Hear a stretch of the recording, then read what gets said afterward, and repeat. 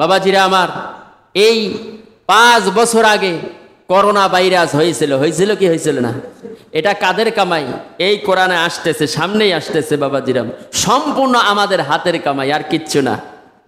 আমার মুখের জবান, হাতে পায়ের দ্বারা আমাদের এই আল্লাহ পাক গজব আল্লাহ দিয়ে থাকেন। এই রেডিওতে শুনলাম যে আবার করোনা বাড়তেছে। কি সামনেরা শুনছেন কি শোনেন না? করোনা বাড়তেছে। আসলে করোনা ওটা তো করোনা না বাবাজিরা, ওটা তো একটা আল্লাহ পাকের গজব। গজব কি কথা ঠিক কিনা? এটা আল্লাহ পাকের গজব বাবাজিরা। আল্লাহ রাসূল বললেন, বাবাজিরা আমার, তোমরা যদি গজব থেকে বাঁচতে চাও, নূহ আলাইহিস সালামের গজব থেকে তার উম্মতদেরকে বাঁচাইতে চেয়েছিল, তাদেরকে গজব থেকে বাঁচানোর জন্য তাদেরকে তাগিদ দিয়েছিল। আর আমার নবীর উম্মতের গজব থেকে বাঁচানোর জন্য আল্লাহ পাক 5টি নিদর্শন দিয়েছেন। কয়টি? জোরে গণ।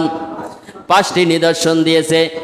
1 নাম্বার হলো কালিমা, 2 নাম্বার হলো কালিমা নামাজ, 3 নম্বরে রোজা, 4 নম্বরে হজ, 5 নম্বরে যাকাত।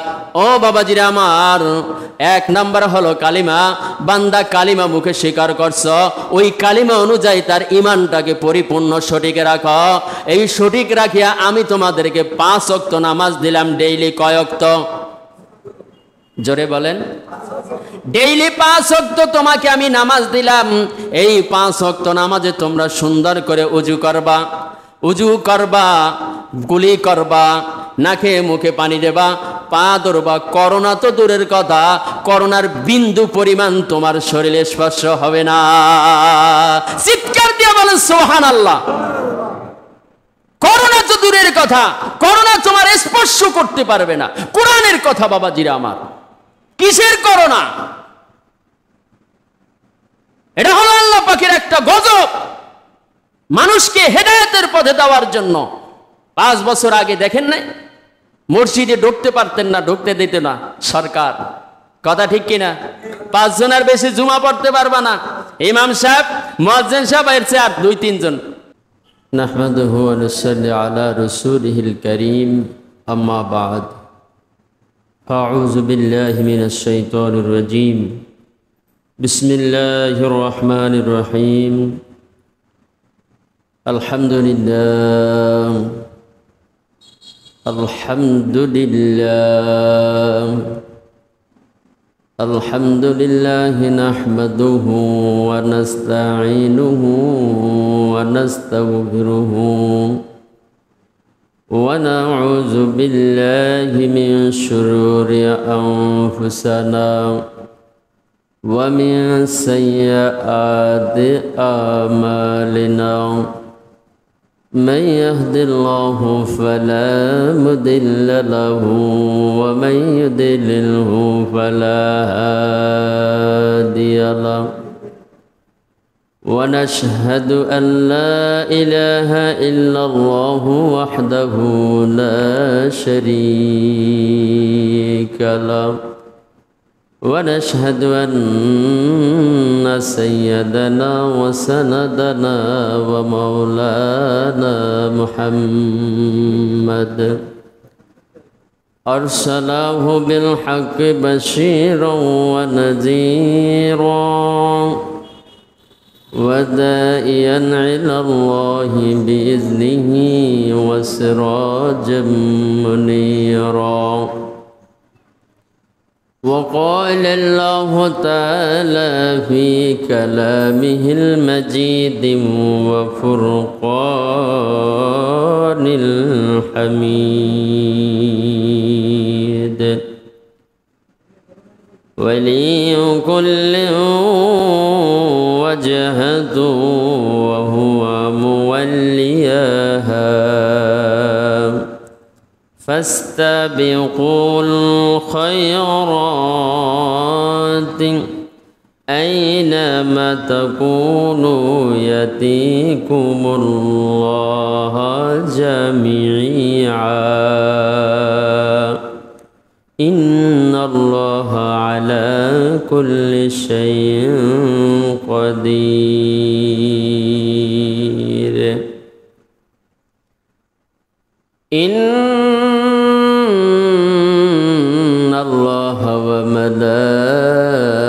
وملائكته يصلون على النبي يا أيها الذين آمنوا صلوا عليه وسلموا تسليما اللهم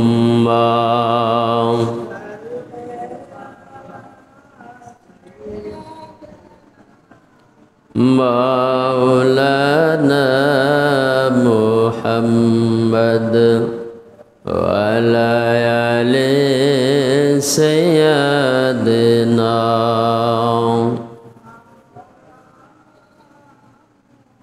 मोहब्बतेर सहित प्राण खुले जोरे सोरे बोलबेन अल्लाहुम्मा सल्ली अला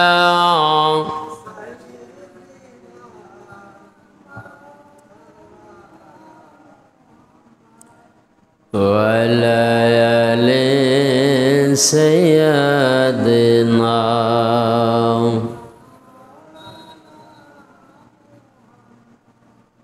नबीर बारी ओई मदीनाय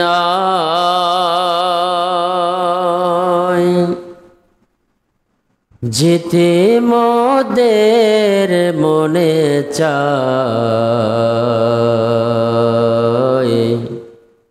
टाका नाई गो कड़ी नाई गो केमन करे जाई मदीनाय अल्लाहुम्मा सय्यदना मौलाना मुहम्मद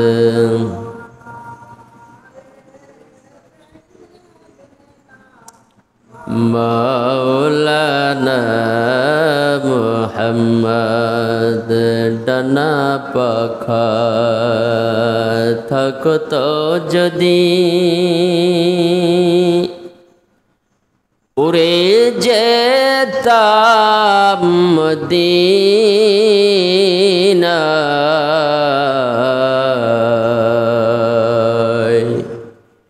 मन माने ना नबीर देशे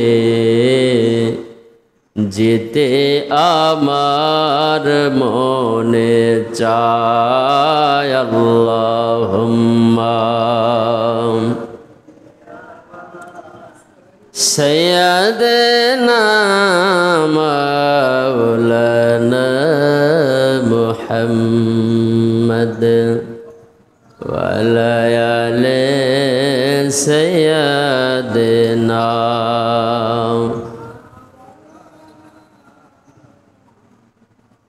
नबी नबी बोली गो मोरा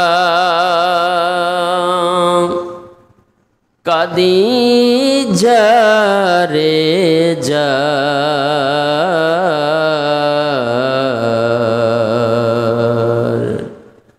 नबीर साथे शाफायात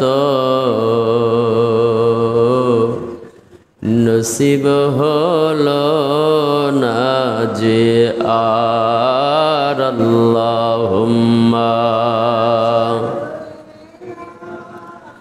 सय्यदना मौलाना मुहम्मद वअला आलि सय्यदिना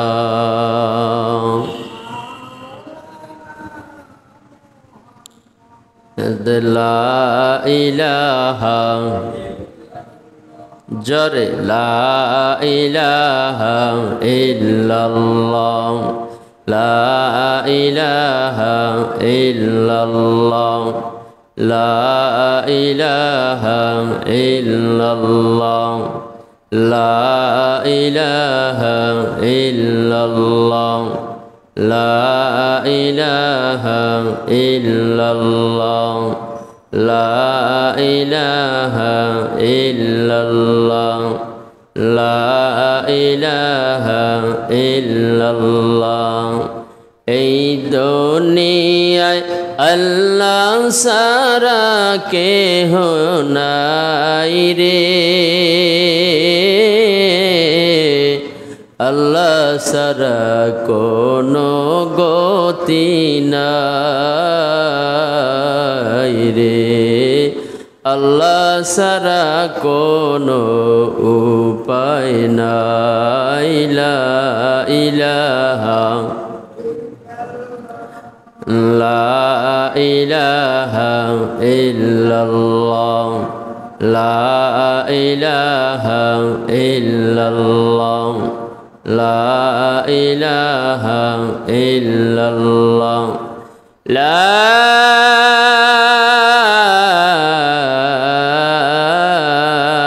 ইলাহা ইল্লাল্লাহ মুহাম্মাদুর রাসূলুল্লাহ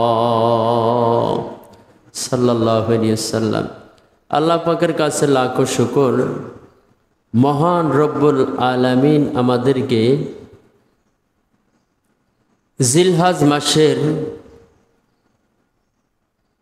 তীর্থ জুমায় আল্লাহ পাকের ঘরে একত্রিত করেছেন, উপস্থিত করেছেন। জান্নাতের ঘরে এবং জান্নাতের বাগিচায় আসা এবং বসার, কোরআন হাদিস থেকে দুই চারটি কথা শোনার তৌফিক দিয়েছেন। এর জন্য আমরা মালিকের দরবারে প্রাণ খুলে একবার কালিমাতে শুকর আদায় করি। সকলে বলেন আলহামদুলিল্লাহ। আমরা আরো শুকরিয়া আদায় করি যারা এখন পর্যন্ত আল্লাহ পাকের ঘরে এসে উপস্থিত হতে পারে নাই। আল্লাহ পাক যেন সবাইকে আল্লাহ পাকের ঘরে এসে পবিত্র জুমার নামাজখানা জামাতের সহিত আদায় করার আল্লাহ তৌফিক দান করুক, বলেন আমিন। সম্মানিত হাজিরিন, আমরা ঈদুল আজহার নামাজ জামাতের সহিত আদায় করেছি, নামাজ পড়েছি। আল্লাহর হুকুম পালন করেছি। কোরবানি যাদের উপর ওয়াজিব হয়েছে তারা কোরবানি করেছেন। আর আনন্দের উল্লাসের ভিতরে চলেছে, আনন্দের উপর আমরা ছিলাম। এরপরে আল্লাহ পাক আমাদেরকে একটা বড় নিয়ামতের মহা দৌলত আল্লাহ আমাদেরকে দান করেছেন। যেমন পবিত্র শুক্রবার হলো কবুলি হজের সওয়াবের ন্যায় বান্দাকে দান করেছেন। আমরা যারা জুমার নামাজের দিন সর্বপ্রথম আগে আসি, তাদের আমল নামায় একটা উট সদকা করার যেই সওয়াব হয়, সেই সব আমাদের আমল নামায় দেওয়া হয়। হয় কি হয় না? বলেন না সুবহানাল্লাহ। এরপরে যে আসে এরকম ক্রমান্বয়ে উট, গাভী, বকরি, ছাগল, মুরগি, ডিম ইত্যাদি ইত্যাদি এরকম যত শেষে আসে ততই সে নেকি থেকে কম নেকি পায়, আর যে আগে আসে সে নেকি বেশি পায়। তাই আজকে আল্লাহ আমাদেরকে আগে আনছেন, এর জন্য আমরা খুশি না বেজার? জোরে বলেন আলহামদুলিল্লাহ। সম্মানিত হাজিরিন, মুসলমানদেরকে কাবা শরীফের অভিমুখ হওয়ার নির্দেশ। আমাদেরকে কাবা শরীফ যাওয়া সম্ভব আমাদের আল্লাহ দেশে দেয় না। আল্লাহ পাক আমাদেরকে জানিয়ে দিয়েছেন, এ আমার দুনিয়ার মাহরুম বান্দারা, তোমরা যদি যাদের আমি অর্থ সম্পদ দিছি, টাকা পয়সা দিছি, তারা আমার ঘর তপ করতে আসে, যায় কি যায় না? লক্ষ লক্ষ হাজি সাহেবরা আল্লাহর ঘর যায় তপ করছে কি করে নাই? করছে। হজ করেছেন, পাথর চুমুন খেয়েছেন, কত ভাগ্য তাদের, তাই না? পাথর শয়তানকে কঙ্কর নিক্ষেপ করেছেন এবং সাফওয়া মারওয়া তারা দৌড়াদৌড়ি করেছে, গুনাহ মাফ করার জন্য ছুটাছুটি করেছে। করছে কি করছে না? এরা পাগল পাড়া ছিল, ছিল কি ছিল না? ছিল। এরপরে তাদের বিধান হলো কি? মাথা মুন্ডন করা, কোরবানি করা, ঠিক না? আল্লাহর রসুলের রওজায় দাঁড়ায় তারা জোরে সরে সালাম দিয়েছেন। দেশে কি দিয়েছেন? আল্লাহ রসুলের দ্বারাই সালাম দিয়েছেন, আসসালাতু আসসালামু আলাইকা ইয়া রাসূলুল্লাহ। কি হাজি সাহেব দিয়েছেন না? আসসালাতু আসসালামু আলাইকা ইয়া হাবিবাল্লাহ, আসসালাতু আসসালামু আলাইকা ইয়া হাবিবাল্লাহ, আসসালাতু আসসালামু আলাইকা ইয়া নবী আল্লাহ, আসসালাতু আসসালামু আলাইকা ইয়া শাফিয়াল মুজনিবিন। হাজী সাহেবরা বলে ডাক দিছে না? আর বলছে কি?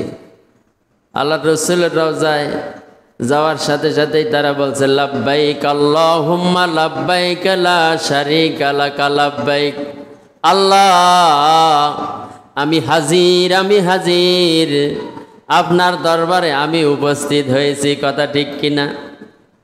ও বাবাজিরা, সেই দরবারে আমাদের যাওয়ার মতো অর্থ সম্পদ আমাদের হয় নাই, আমরা যেতে পারি না।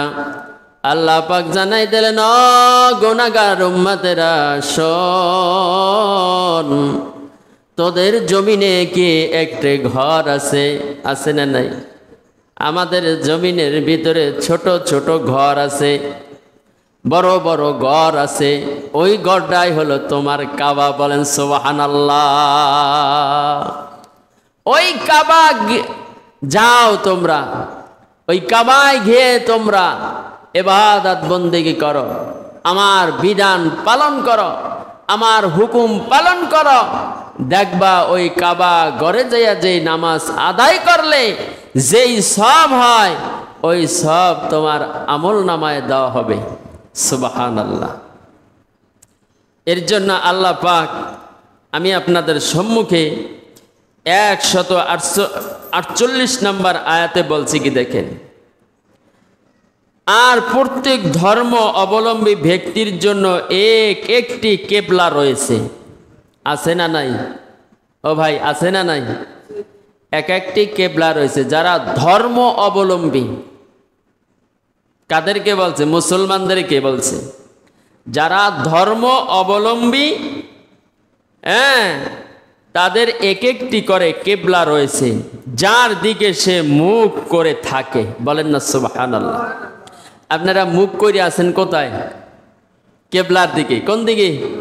কেবলার দিকে মুখ করে আছেন। সুতরাং তোমাকে নেক কাজের আদেশ দাবিত হও, তোমরা নেক কাজের দিকে দাবিত হও, তোমরা সেখানেই থাকো না কেন, আল্লাহ তোমাদের সকলকে হাজির করবেন। আল্লাহ কাল হাজির করবে কি করবে না? আল্লাহ পাক বলছেন, বান্দা তোমরা যেখানেই থাকো না কেন, যে যে প্রান্তে থাকো না কেন, যে যে স্থানেই থাকো না কেন, আমি আল্লাহ তোমাদেরকে হাজির করব।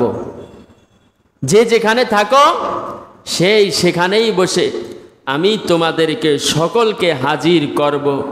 নিশ্চয় আল্লাহ সর্ববিষয় পূর্ণ শক্তিবান। বলেন না সুবহানাল্লাহ। ধরেন আমাদের বাংলাদেশি হাজি সাহেবরা যায় কি যায় না? যায়। আমাদের বাংলাদেশে হাজিরা বহুত আছে, মক্কা মদিনায় লাশ আছে কি নাই? তাদের দাফন দেওয়া হয়েছে সেখানে। সেখানের বিধানেই যদি হজ করার পর যদি কোনো হাজি সাহেব মারা যায়, তাহলে তাদেরকে ওই সেখানেই দাফন দেওয়া হয়। আর আবার দেখা যায় আমাদের এই বাংলাদেশে বহুত লোক কবরে শুয়া আছে না নাই? জোরে কান আছে না নাই? বছরের পর বছর পূর্বপুরুষের কত লোক চলে গেছে, গেছে কি গেছে না?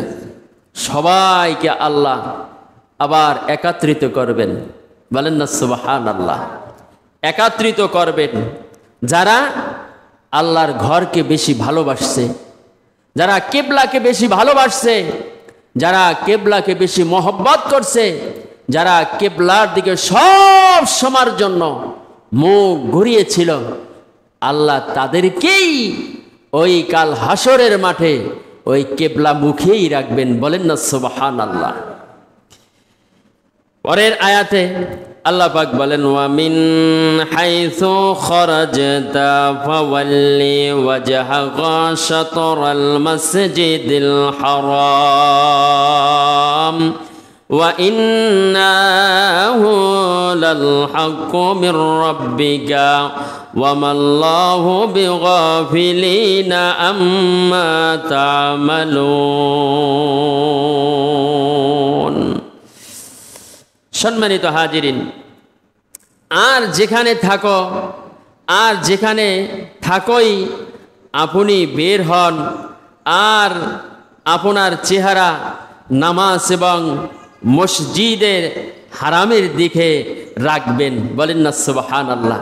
দেখেছেন বলছে কি, আর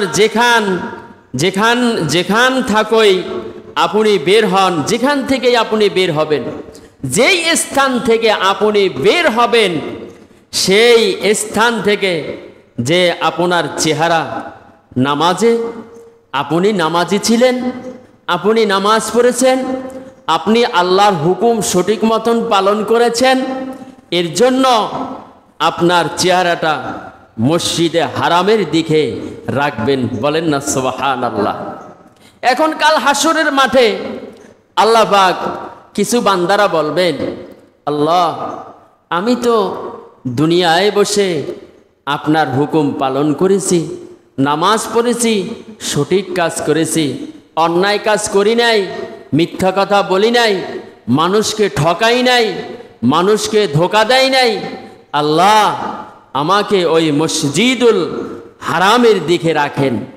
আল্লাহ পাক বলবেন, হ্যাঁ রে দুশ্মন, হারে আহম্মক, তুই তো মিথ্যাবাদী, মিথ্যা কথা বলেছ, তুমি তো দুনিয়ায় বসে সঠিক মতন নামাজ পড়ো নাই, ফজরের আজান হয়েছে তুমি ঘুমাই আছো, জোহরের আজান হয়েছে তুমি কাজে ব্যস্ত থেকেছো, আসরের আজান হয়েছে তুমি তোমার রীতিমতন তোমার নিয়ম রুটিন মেনে চলেছ, মাগরিবের সময় হয়েছে তুমি গোসল করেছ, গোসল করে আস্তে আস্তে তুমি নামাজ পাও নাই, খাবার দাবার শেষ করে এশারের আজানের ওয়াক্ত হলো, তোমার শরীর ক্লান্ত হয়ে গেল, তুমি এশার নামাজ না পড়েই ঘুম পড়েছ। আল্লাহ না তো, আমি তো সবই করেছি। তাহলে তোমার আমল নামা দেখো, কিরামান কাতিবিনা ইয়ালামুনা মা লা তাফআলুন। এই ফেরেশতা, ওর আমল নামাটা দেখা। আমল নামা দেখাইল, দেখতেছে হয়তো আমার তো এটা ভুল হয়েছে, আল্লাহ আমারে মাফ করিয়া দেন, আমারে আর একটা সুযোগ দেন, আমি দুনিয়ায় যাইয়া সব কাজ কইরা আমল ভরপুর কইরা আবার আপনি আমারে ডাক দিয়েন, আমি চইলাম। আল্লাহ সেই সুযোগ দেবে? কথা কয় না, দেবে দেবে, আল্লাহ সেই সুযোগ দেবে না। এর জন্যই আল্লাহ পাক বলছেন, যারা আমার বিধান সঠিক মতন মেনে চলেছে তাদের চেহারাটা মসজিদুল হারামের দিকে রাখা হবে, বলেন না সুবহানাল্লাহ। আর নিশ্চয়ই এটা সম্পূর্ণ সঠিক আপনার প্রভুর পক্ষ থেকে, আর আল্লাহ তোমাদের আমল সম্বন্ধে মোটেই বেখবর নন। আমরা জানি আমাদের আমল আল্লাহ দেখে না, আল্লাহ দেখে না, আল্লাহ জানে না। আমি মানুষরে ঠগাইলাম, এটা আল্লাহ দেখে নাই, কি কথা ঠিক কিনা? কলমের খোসায় এক কাটা জায়গা লই গেছি, আল্লাহ দেখে নাই, কি দেখছে কি দেখে নাই। এরপরে আমি মনে মনে চিন্তা করি, ওরে আমি একটু কম দিলাম, ওরে ওজনে আমি একটু কম দিছি, এতে কি হয়েছে? আল্লাহ তো দেখে নাই, আমি তো জানি, ও তো দেখে নাই, দেখছে কিনা? আল্লাহ দেখছে। আল্লাহ কয়, বলেন বান্দা, তো এমন বান্দারে তুমি ঠগাইলা না, তুমি নিজে ঠগে গেলা। তোমার আমল নামা থেকে কিছু, তোমার আমল নামা থেকে, দপ্তর থেকে নাম কেটে গেল। তোমার আমল নামা থেকে তোমার আমল নামা কেটে গেল, তুমি তো টেরই হইলা না। বলেন না সুবহানাল্লাহ। বাবাজিরা আমার, আল্লাহ সব খবর রাখেন কি রাখেন না? জোরে কান। আল্লাহ সব খবর রাখেন, সব দেখেন, সব কিছু দেখেন। আল্লাহ বেখবর নন। আল্লাহ বান্দার সমস্ত খবর জানে কেডা? জোরে বলেন, আল্লাহ পাক জানেন।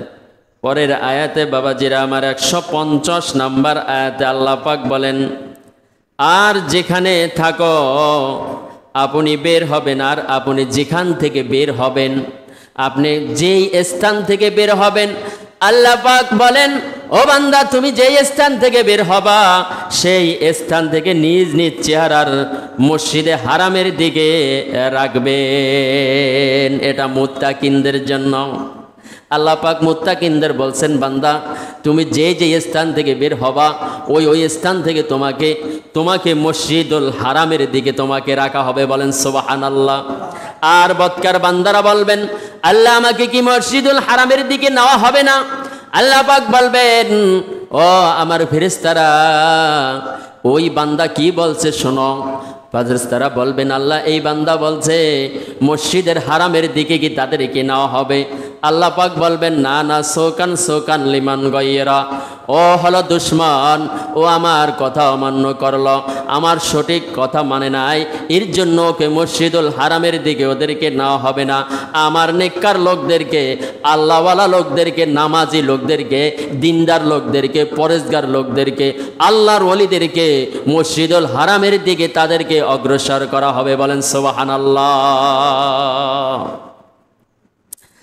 আর তোমরা যেখানেই থাকো তোমাদের চেহারার দিকে রাখবে, যেন লোকের জন্য তোমাদের বিরুদ্ধে সমালোচনা করার সুযোগ না থাকে। দেখেছেন নি, বান্দা আর এক বান্দার সমালোচনা করে না? কথা কয় না? করে কি করে না? সমালোচনা করে। এই সমালোচনা করার সেদিন সুযোগ থাকবে না। বলেন না সুবহানাল্লাহ। সেদিন কোনো সুযোগ থাকবে না। তাদের মধ্যে জালিমগণ ব্যতীত, অতঃপর তোমরা এরূপ লোকদেরকে ভয় করো না।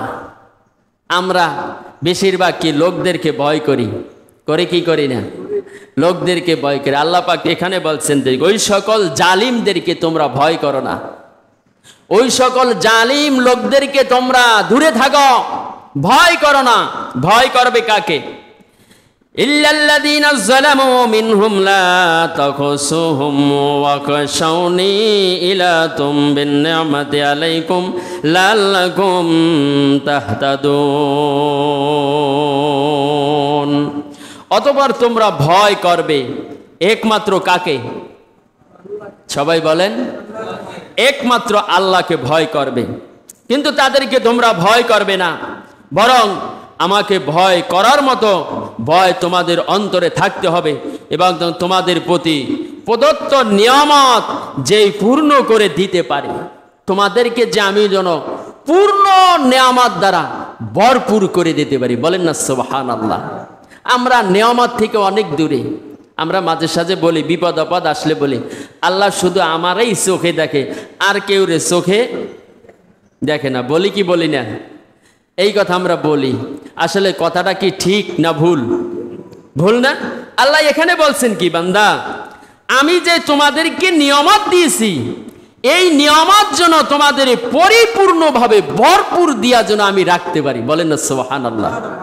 কিন্তু আমাদের দোষের কারণে, আমাদের খাসলাতের কারণে, আমাদের দুই হাতের কামাইয়ের কারণে, আমাদের মুখের জবানের কারণে আমাদের থেকে নিয়ামত আস্তে আস্তে উঠে যাচ্ছে। কথা ঠিক কিনা? আপনারা হয়তো জানেন, মুরব্বী যারা আছেন তারা হয়তো অবগত আছেন। আগের জামানার বাপ দাদার আমলে দেখলাম, শুনলাম, আমার দাদার 110 বছর বয়স পেয়ে মরছে। আমাকে বাসায় ছিলেন। দাদাই বলতো, নাতি আগে আমার মা এবং চাচা খুড়া চাষিরা ইলিশ মাছ রান্ত কয়েকটা গ্রাম নিয়া গ্রাম আসতো। এ কথাটা কি ভুল না সত্য? সত্য না? গ্রান আসতো। আর এখন কিন্তু তোমার এই গ্রান তো দূরের কথা, ঘর থেকে আত্মীয় যায় তাও গ্রান আসে না। আল্লাহ নিয়ামত উঠাই নেছে না? নাই নাই। কাদের কারণে? আমাদের কারণে, আমাদের ভুলের কারণে। কথা ঠিক কিনা? এর জন্য বাবাজিরা আমার, আল্লাহ পাক বলেন, আর যেন তোমাদের সঠিক পথ থাকে। আমি তোমাদেরকে সঠিক পথ দিয়েছি, এই সঠিক পথে তোমরা থাকো, এই সঠিক রাস্তা থেকে তোমরা মাহরুম হয়ে যেও না। দিনের দিন আমরা সঠিক রাস্তা ভুলে যাচ্ছি। কথা ঠিক কিনা? আমরা সঠিক রাস্তায় আমরা ভুলে যাচ্ছি বাবাজিরা আমার, আমরা সঠিক রাস্তা চিনি না, আমরা সঠিক রাস্তা ভুলে গিয়েছি। আল্লাহ পাক বলেন, হে ইমানদারগণ, হে মুমিনগণ, তোমরা সঠিক রাস্তা থেকে দূরে সরে যেও না, মাহরুম হয়ে যেও না, তোমরা সঠিক রাস্তায় তোমরা থাকো। বলেন না সুবহানাল্লাহ। আমাদের সঠিক রাস্তা কোনটা? আমরা বুঝে শুনে তারপর আমরা সঠিক রাস্তায় যাই না, আমরা যাই ছোট্ট দোস্তের রাস্তায়। আমাদের একজন ছোট্ট দোস্ত আছে না? কথা কয় না। আছে না নাই? হ্যাঁ, এই দোস্তের নাম কি করতে পারেন? হ্যাঁ, এই তো এই ছোট্ট দোস্তের নাম হইল ইবলিস, শয়তান। ওই শয়তানের রাস্তায় মানুষ বেশি না কম? হ্যাঁ, ওই শয়তানের রাস্তায় মানুষ বেশি, আর রসুলের রাস্তায় মানুষ কম। বাবাজিরা আমার, এরপরে রায়তে কামা আরসালনা ফিকুম রাসূলাম মিনহুম ইয়াতলু আলাইকুম আয়াতি ওয়া ইউযাক্কিহিম ওয়া ইউআল্লিমুহুমুল কিতাবা ওয়াল হিকমা ওয়া ইউআল্লিমুকুম মা লাম তাকুনু তা'লামুন।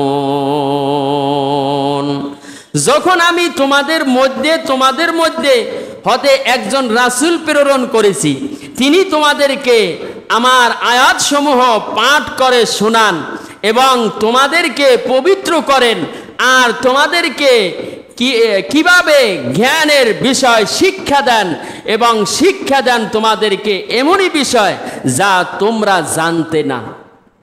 কি কথা ঠিক কিনা? আমাদের রাসূল আছে না নাই? সবাই বলেন, আছে না নাই? আমাদের রাসূল আছে। রাসূল পাঠাই দিয়েছেন আমাদের মাঝে না আমাদের বিধর্মীদের মাঝে? আমাদের মাঝে, সবার মাঝে পাঠাই দিয়েছেন কি দিয়েছেন না? আল্লাহ রসুল দাওয়াত দিয়েছেন ইহুদিদেরকে। কাদেরকে? ও ভাই একটু কথা বলেন, কাদেরকে? ইহুদিদেরকে দাওয়াত দিয়েছেন, দাওয়াত দিয়া মুসলমান বানাইছেন। আর এখন বর্তমান যুগে মুসলমানের দাওয়াত দিয়া মুসলমান বানান লাগে। এটা তো অরিজিনাল মুসলমান তো দাবি করে, আমি মনে করি এটা অরিজিনাল মুসলমান না, মুসলমান নামের কলঙ্ক। কথা ঠিক কিনা? এখানে আল্লাহ রসুল বলছেন কি, এই আয়াতের তাফসিরে আল্লাহ রসুল বলছেন যে আমি তোমাদের মাঝে, আল্লাহ বলছেন আমি তোমাদের মাঝে রাসূল পাঠিয়েছি এবং এই আয়াত দ্বারা আমি প্রমাণ দিয়েছি।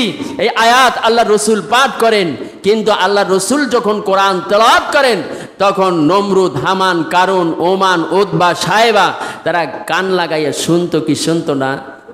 জোরে কান, শুনতো কি শুনতো না? তারা শুনতো। এত মহব্বত করত কোরআনকে, এত ভালোবাসতো আল্লাহ রসুলকে। কিন্তু আল্লাহ রসুলের শত্রু ছিল না বন্ধু ছিল? কথা কয় না? আর এখন বর্তমানে মুসলমান কি বন্ধু না শত্রু? কথা কয় না? শত্রু না? হাঁপ আর কি বেজি।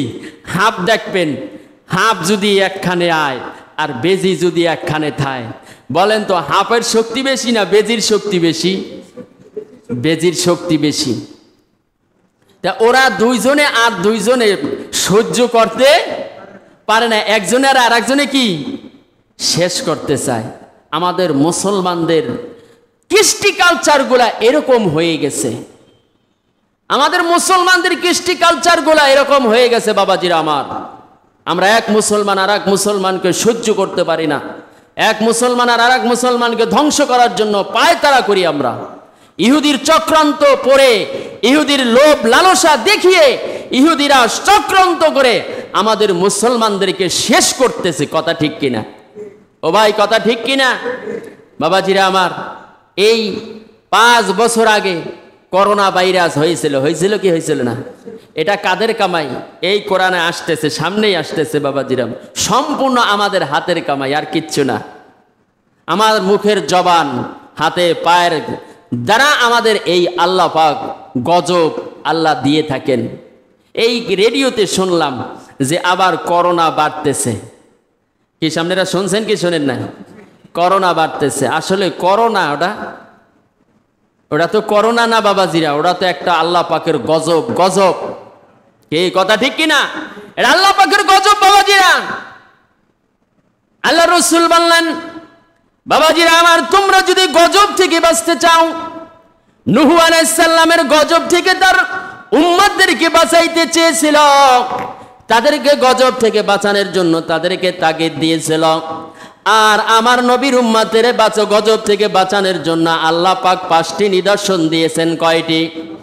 জোরেগণ। 5টি নিদর্শন দিয়েছে। 1 নাম্বার হলো কালিমা, 2 নাম্বার হলো কালিমা নামাজ, 3 নম্বরে রোজা, 4 নম্বরে হজ, 5 নম্বরে যাকাত। ও বাবাজিরা আমার, 1 নম্বর হলো কালিমা। বান্দা কালিমা মুখে স্বীকার করছ, ওই কালিমা অনুযায়ী তার ইমানটাকে পরিপূর্ণ সঠিক রাখো। এই সঠিক রাখিয়া আমি তোমাদেরকে 5 ওয়াক্ত নামাজ দিলাম। ডেইলি কয় ওয়াক্ত? জোরে বলেন। ডেইলি 5 ওয়াক্ত তোমাকে আমি নামাজ দিলাম। এই 5 ওয়াক্ত নামাজে তোমরা সুন্দর করে উজু করবা, গুলি করবা, নাকে মুখে পানি দেবা, পা ধরবা। করোনা তো দূরের কথা, করোনার বিন্দু পরিমাণ তোমার শরীরে স্পর্শ হবে না। চিৎকার দিয়ে বলেন সুবহানাল্লাহ। করোনা তো দূরের কথা, করোনা তোমার স্পর্শ করতে পারবে না। কোরআনের কথা বাবাজিরা আমার। কিসের করোনা? এটা হলো আল্লাহ পাকের একটা গজব, মানুষকে হেদায়েতের পথে দেওয়ার জন্য। 5 বছর আগে দেখেন নাই, মসজিদে ঢুকতে পারতেন না, ঢুকতে দিত না সরকার। কথা ঠিক কিনা? 5 জনের বেশি জুমা পড়তে পারবা না। ইমাম সাহেব, মুয়াজ্জিন সাহেব, এর চেয়ে আর 2-3 জন এরকম আছে না নাই? হয়েছে কি হয় নাই? এমনও হয়েছে মুয়াজ্জিনের পিটাইয়া মেরে হেলাইছে। ইতিহাস আছে না নাই? বাবাজিরা আমার, এটা আল্লাহ পাকের, সমস্ত আল্লাহ পাকের একটা বিধান, হুকুম। আমরা যদি সঠিক মতন না চলি, হুকুম যদি না পালন করি, তাহলে এই কোরআন সম্পূর্ণ মিথ্যা। কথা ঠিক কিনা? কথা বলেন, কথা ঠিক কিনা? কোরআন মিথ্যা না সত্য? কোরআন সত্য। এর জন্য বাবাজিরা আমার, কাল কিয়ামতের মাঠে আল্লাহ পাক কিন্তু আমাদেরকে কাঠগড়ায় দাঁড়া করাবেন। করাইবে কি করাইবে না? করাইবেন। কোরআনের পরে আল্লাহ বলবেন যে এই অবস্থা। হ্যাঁ, খবরে শুনলাম করোনা কি, সর্দি, কাশি, জ্বর, হ্যাঁ, এবার হাঁপানি যে রোগ যাদের আছে তাদের, এগুলা কি স্বাভাবিক মানুষের আছে না? কথা কয় না? স্বাভাবিক মানুষের আছে। আর দেখবেন, আমি তো এই আমাদের ইসলামিক ফাউন্ডেশনের সাথে জড়িত, তো আমরা বিভিন্ন জায়গায় গেছি, দেখছি বেশিরভাগ মরছেন বুড়া। যুবক পোলাপান কিন্তু মরে নাই, বয়স্ক লোক মারা গেছে। কি কথা ঠিক কিনা? তারা অসুস্থ ছিল, রোগী ছিল, এদেরকে এরা মনে করছে এই করোনা। নামাজ পড়তে পারেন নাই বাবাজিরা আমার, আর আল্লাহর নাম লইয়া নামাজ ফুলফিল ভাবে আদায় করেছি। বুঝতে পারছেন? আল্লাহ যদি লইয়ে যায়, করোনা লাগে? কথা কয় না? করোনা লাগে? করোনা লাগে না। আল্লাহ এক বাইলে না এক বাইলে লইয়া যাইবি আমার। এতে আপনারা খুশি না বেজার? জোরে কান, খুশি না বেজার? আমরা আল্লাহর হুকুম মানবো মানবো না? যদি করোনায় মরতে চান, যে আমি করোনায় মরে যাব, তাহে যাইয়েন, আলহামদুলিল্লাহ, আপত্তি নেই। আর যদি মনে করেন যে না, আমি করোনা ছাড়া ইমানদার হয়ে, আল্লাহওয়ালা হয়ে, নেককার হয়ে, নামাজি হয়ে আমি মরতে চাই, আমি 5 ওয়াক্ত 5 বার উজু করমু এবং 5 বার কুলি করমু, 5 বার হাত দুটা সুন্দর করে ধোবো, পা দুইটা ধোবো, 5 ওয়াক্ত নামাজ জামাতের সহিত পড়ব। আমারে কোনো রোগে স্পর্শ করতে, কথা কয় না, পারবে ভাই? পারবে না। পরের আয়াত দেখেন, ফাজকুরুনি আযকুরুকুম ওয়াশকুরুনি ওয়ালা তাকফুরুন। অতএব নিয়ামতের দরুন তোমরা আমাকে স্মরণ করো, আমি তোমাদেরকে স্মরণে রাখবো। বলেন না সুবহানাল্লাহ। আল্লাহ নিয়ামতের স্মরণ করতে কইছে, আর আল্লাহ স্বয়ং নিজে বলছেন কি আমি তোমাদেরকে স্মরণ করব। আর আমার শুকর করো, আমি তোমাদেরকে না শুকরিয়া করো না। আমাকে তোমরা না শুকরিয়া করো না। তোমাদেরকে যে শুকর দেওয়া হয়েছে, যেভাবে তোমাদের নেয়ামত দেওয়া হয়েছে, আর তোমার শুকর করো না, না শুকর করো না, তোমরা শুকরিয়া আদায় করো। বলেন না সুবহানাল্লাহ। আমরা শুকরিয়া আদায় করব কি করব না? বাবাজিরা আমার, এই আয়াতের তাফসিরে আল্লাহ পাকের দরবারে এক কাঠুরিয়া কাঠ কাটতো, জঙ্গল থেকে কি করতো? কাঠ কাটতো। তা উনি শুনছেন যে বড় একটা মহামারী রোগ আসবে। কি আসবে? বড় একটা মহামারী রোগ আসবে। এই রোগ থেকে বাঁচবে কিভাবে? বাঁচার উপায় কি? এর পথ কি? সেই সময় তো ডাক্তার, বড় বড় ডাক্তার ছিল না, ওষুধ ছিল না। ছিল? কথা কয় না। 500 বছর আগে ছিল? খুব কম ছিল বাবাজিরা, থাকলেও খুব কম ছিল। ওই কাঠুরিয়া সে চিন্তা করলো যে আমি যদি এই মহামারী রোগে যদি মারা যাই, তাহলে আমি আল্লাহর কাছে কি জবাব দিব? আমার আমল তো এমনিও নাই, আমি তো জঙ্গল থেকে কাঠ কাটিয়া আমি রুজি অন্বেষণ করি, এখন আমার কি অবস্থা হবে? না, এভাবে আমার চলা যাবে না।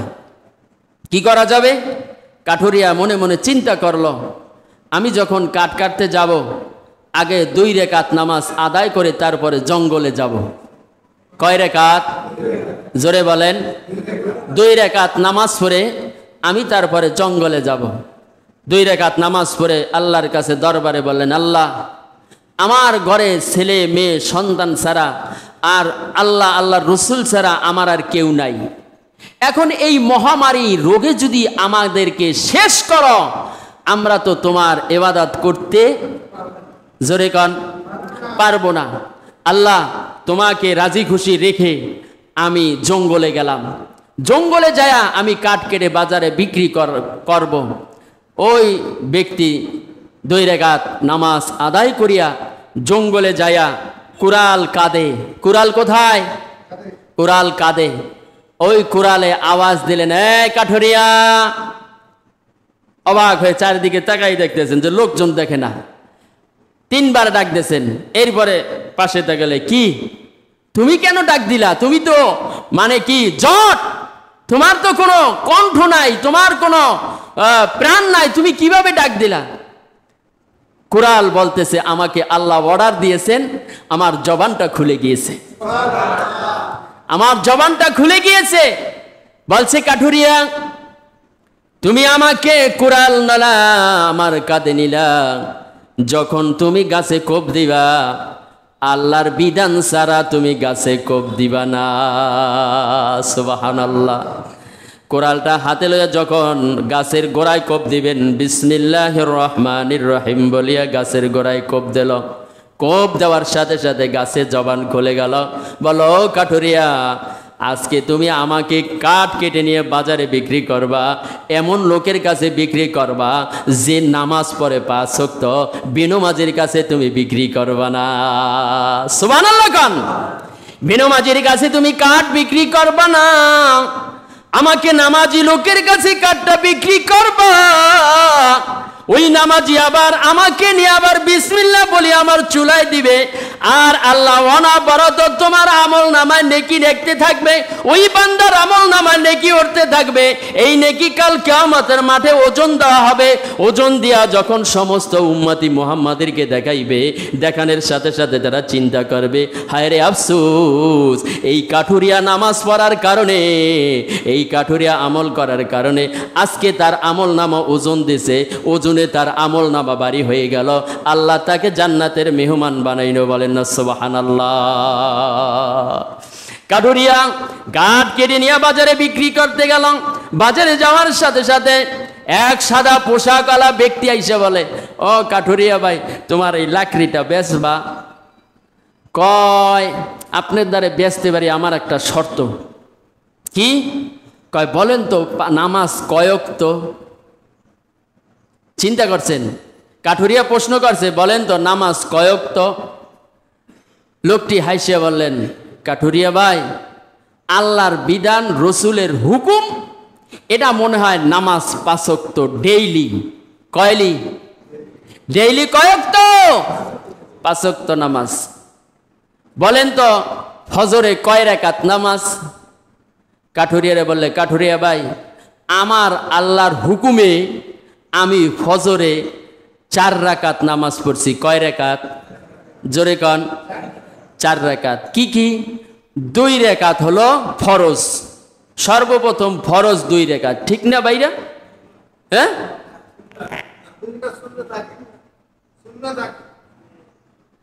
আগে আগে 2 রাকাত ফরজ না সুন্নাত? আগে 2 রাকাত সুন্নাত, তারপরে 2 রাকাত ফরজ। কাঠুরিয়ারে বলল, বাবাজিরা, আজ ফজর 2 রাকাত, আগে সুন্নাত, তারপর 2 রাকাত ফরজ। এরপরে কাঠুরিয়া আর বোঝার বাকি আছে? বোঝার বাকি নাই। কয়, কাঠুরিয়া, আমারে গাছ বলে দিয়েছে, বেনমাজির কাছে আমার এক ব্যক্তি নিষেধ করেছেন, আমারে নামাজের কাছে আমারে তোমাকে বিক্রি করতে বলছেন। নাও, তুমি কয় টাকা দাম দিবা বলো? কাঠুরিয়ারে বলল, কাঠুরিয়া, আমি 3 দিরহাম দিতে পারি। কয়, না, তুমি আর 1 দিরহাম বাড়াই দাও, আর 1 দিরহাম বাড়াই দাও। ওই লোকটি জিজ্ঞেস করলো, তুমি আর 1 দিরহাম দিয়ে কি করবা? কয়, তুমি জানো না আমার রসুলের গনিমতের মাল একটা আছে, খাদ আছে, ওই খাদে আমার ওই টাকাটা দিতে হবে, ওই টাকাটা আমার দিতে হবে। 1 দিরহাম হলো আমার নিজের জন্য, আর 1 দিরহাম হলো আমার মা বাবার জন্য, আর 1 দিরহাম হলো আমার স্ত্রী সন্তানের জন্য, আর 1 দিরহাম হলো আমার রসুলের জন্য। সুবহানাল্লাহ, জোরে গান। এই 4 দিরহাম দ্বারা আমি সব সময়ের জন্য আমি ক্রয় করি, এছাড়া আমি কোনো কিছু ক্রয় করি না, বিক্রি করি না। তুমি 4 দিরহাম হলে আমাকে কাঠ দিয়ে নিতে পারবা, তাছাড়া নিতে পারবা না। 4 দিরহাম দিলেন, কাঠটা নিয়ে নিলেন। সর্বপ্রথম দিরহামটা তার মায়ের হাতে দিলেন, বললেন, মা গো, এই দিরহামটা তোমার হাতে রাখো। আর দ্বিতীয় দিরহামটা নিজের হাতে রাখলেন, তৃতীয় দিরহামটা স্ত্রীর হাতে দিয়া বলল, এই 3য় দিরহামটা তোমরা সংসারে খরচ করবা, আর 4র্থ দিরহামটা আমার রসুলের গনিমতে আমি দিয়া দেব। বলেন সুবহানাল্লাহ। তার গরিব আছে না আরো ধনী হইতেছে, আরো ধনী বানাইতেছে কে? আল্লাহ ধনী বানাইতেছে। বাবাজিরা আমার, নামাজ সঠিক মতন পড়লে আল্লাহ তারে অবশ্যই ধনী বানাইবে, ধনী বানাইবে। এই দুনিয়ার বুকে যত ধনী দেখেন, এই দুনিয়ার বুকে যত টাকাওয়ালা, টাকা পয়সাওয়ালা দেখেন বাবাজিরা আমার, তারা কিন্তু 1 নম্বর ধনী নয়। আল্লাহ কোরআনে বলে দিয়েছেন, ওই ব্যক্তি ধনী, ওই ব্যক্তি ধনী যে 5 ওয়াক্ত নামাজ জামাতের সহিত আদায় করল, আল্লাহর হুকুম সঠিক মতন পড়লো, আল্লাহর বিধান সঠিক মতন মেনে চললো, ওই ব্যক্তি হবে এই দুনিয়ার ধনী, আর কাল কিয়ামতের ময়দানে হবে ওই ব্যক্তি ধনী। বলেন না সুবহানাল্লাহ। আমরা ধনী জানি, ওই টাকা পয়সা যার আছে সেই ধনী। কথা ঠিক কিনা? আপনারা কইবেন, হুজুর আপনি যদি 5 ওয়াক্ত নামাজ পড়েন তাই আপনি ধনী? কি এই কথা আপনারা কইবেন না? অনেক সময় কইতে পারেন আপনারা, হ্যাঁ, যে 5 ওয়াক্ত নামাজ পড়ে হেই তো ধনী, হের আবার কি টাকা পয়সা লাগে কিসের? এতে টাকা পয়সা ছাড়াই তো চলতে পারেন। এরকমও কিছু মন্তব্য আছে না নাই? আছে বাবাজিরা আমার। কোরআনের কথা আজকে বাবাজিরা, আজকে আপনাদের সামনে যে এই মূল আলোচনা আজকে ধরলাম, মুসলমানদের কাবা শরীফের বিমুখ হওয়ার নির্দেশনা, এই সম্পর্কে আলোচনা করতে যতটুকু আমি আলোচনা করলাম, 148 থেকে 152 পর্যন্ত এই আলোচনা তাফসির করলাম বাবাজিরা আমার। আমরা শুনলাম, এর উপর আমাদের প্রত্যেকের আমল করার তৌফিক দান করুক। বলেন আমিন, জোরে বলেন আমিন। আপনাদের কাছে আমার একটা প্রস্তাবটা হলো, আল্লাহ তো আমাদেরকে বানাইছেন সুন্দর করে, বানাইছে কি বানায় না? না শয়তানে বানাইছে? এটা সবাই বলেন, কে বানাইছে? আল্লাহ না শয়তানে? আল্লাহ বানাইছে। কত সুন্দর। আল্লাহ যেখানে কান দেওয়া দরকার কান দিয়েছে, নাক দেওয়া দরকার নাক দিয়েছে, মুখ দেওয়া দরকার মুখ দিয়েছে। চেহারাটা কত সুন্দর করে, এটা সুন্দর করে সাজাইয়া বানাইছে। আত পাও যেখানে যা দেওয়া দরকার সব কিছু আল্লাহ পরিবর্তন মতন আমলা আমাকে বানাইছে। এটা কি নিয়ামত না নিয়ামত সারা? জোরে কন, নিয়ামত না নিয়ামত সারা? একটু জোরে সবাই শুকরিয়া আদায় করেন, আলহামদুলিল্লাহ কন। আর একটু জোরে কন, আলহামদুলিল্লাহ। আবার বলেন আলহামদুলিল্লাহ। এই শুকরিয়া আদায় করলেন, কিন্তু আল্লাহর হুকুম মানলেন না। তা এই শুকরিয়ার কোনো মূল্য আছে? জোরে কন।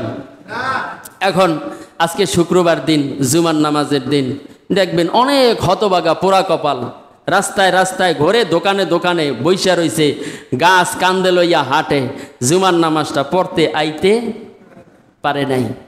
আর আল্লাহ যাদেরকে কবুল করছে তারা মসজিদে আইছে। বলেন আলহামদুলিল্লাহ। এখন আপনাদের প্রশ্ন, আপনাদের প্রশ্নটাই বলি। এখন আমরা যদি আল্লাহর দরবারে সর্বপ্রথম আমাদেরকে হাজির করে জিজ্ঞেস করবে নামাজ পড়া, নামাজের প্রশ্ন করবেন, প্রশ্নের জবাব দিতে হবে কি হবে না? জোরে কান, হবে কি হবে না? এখন নামাজি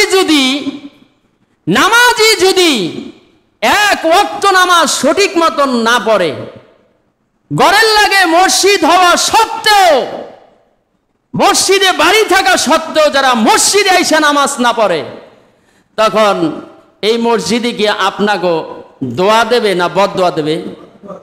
আপনাদের উত্তর, আপনাদের প্রশ্ন, আমার প্রশ্ন না।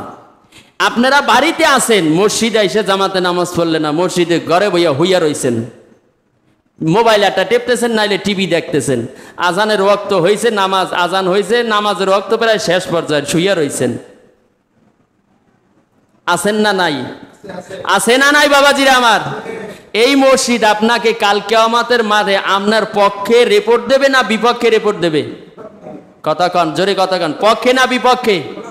পক্ষে রিপোর্ট দেবে। আপনারা মনে করেন হাসান আওয়ার পরেই খালি ওই নামাজ নিয়ে গ্যাগা হরতেই আছে, ওই স্যামরাডারে এখান সরাই তাহলে আমরা বাঁচি। বাবাজিরা আমার, কাল হাসরের মাঠে হবে পরিচয়। এই কোরআন সাক্ষী বাবাজিরা আমার,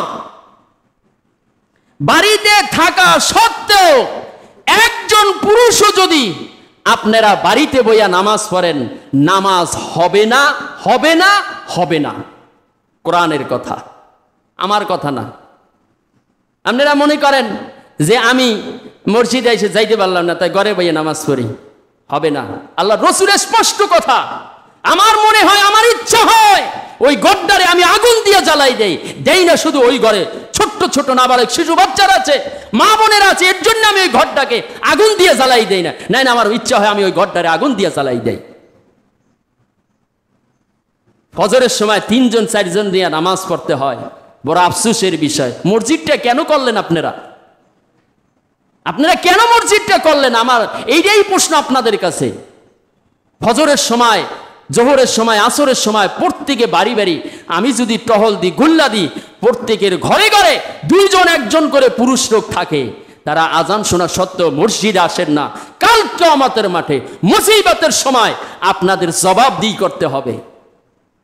আমার দায়িত্ব আমি বলে গেলাম, মানার দায়িত্ব হলো আপনাদের। আমি আল্লাহর কাছে বলতে পারবো, আল্লাহ আমি সম্পূর্ণ কথা তাদেরকে নসিহতমূলক দিয়ে দিয়েছি, তারা মানছে কি মানছে না সেটা আপনিই দেখেছেন, আপনিই ভালো জানেন। আল্লাহ আমি আর বলতে পারলাম না। অতএব বাবাজি আমার, আমি আবারও আপনাদের কাছে জোর আকুল আবেদন বিনতি আবারও করতেছি। আমি আপনাদের হাত জোর করে আবারও বলতেছি, বাবাজিরা আমার, নামাজ ছাড়া কোনো গতি নাই, নামাজ ছাড়া কোনো গতি নাই, কোনো গতি নাই, কোনো উপায় নাই। আছে বাবাজিরা? জোরে গান আছে? উপায় নাই। আপনাদের কাছে জোর আকুল আবেদন থাকবে, আমি ইমাম সাহেব হিসাবে, বাড়িতে যারা আছেন বাড়িতে থাকবেন, ফজরে থাকবেন, জোহরে থাকবেন, আসরে থাকবেন, মাগরিবে থাকবেন, এশায়ে থাকবেন, মসজিদে আইসা নামাজ পড়বেন। বাড়িতে বসে যদি নামাজ পড়েন আপনাদের নামাজ হবে না। দলিল লাগবে, আমার কাছে আসবেন, স্পষ্ট দলিল বাইর করে দেবে এই কোরআন দ্বারা, এই কোরআন দ্বারা দলিল বাইর করে দেব। বাবাজিরা আমার, হিসাব নিকাশ করে চলেন। বাবাজিরা আমার, আপনাদের কাছে আমার এতটুকু দাবি থাকবে, এতটুকু আবদার থাকবে। বাড়িতে থাকবেন, মসজিদে এসে জামাতের সহিত নামাজ আদায় করবেন। তাহলে আপনার জামাতের সহিত নামাজ আদায় করলে কত সওয়াব? 70 গুণ সওয়াব আপনার আমল নামায় উঠতেই থাকবে। বলেন না সুবহানাল্লাহ। আল কাল হাসরের মাঠে আপনার প্রশ্নের সম্মুখীন হওয়া লাগবে না। মেহেরবানি করে আমরা যেন 5 ওয়াক্ত নামাজ জামাতের সহিত তাকবীরুল্লাহর সহিত আল্লাহর ঘরে এসে জামাতের সহিত যেন নামাজ আদায় করতে পারি। আল্লাহ পাক আমাদেরকে সেই তৌফিক দান করুক। বলেন আমিন। ওয়া আখিরি দাওয়ানা আনিল হামদুলিল্লাহি রাব্বিল আলামিন। আসসালামু আলাইকুম ওয়া রাহমাতুল্লাহি ওয়া বারাকাতুহু।